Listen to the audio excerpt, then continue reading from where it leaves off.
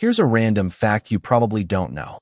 In the United States, the tradition of lighting the national Christmas tree near the White House began in 1923, when President Calvin Coolidge officially lit it for the first time on the ellipse.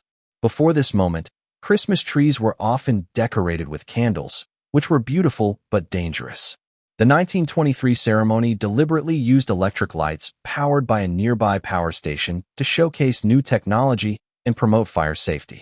The event quickly became a national symbol of unity and hope, especially as radios allowed people across the country to listen to the ceremony live.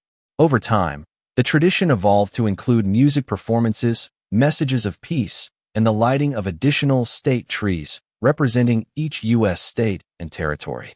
Today, the national Christmas tree lighting is watched by millions every year and marks the unofficial start of the Christmas season in America, blending history, technology, and holiday spirit into a single annual moment.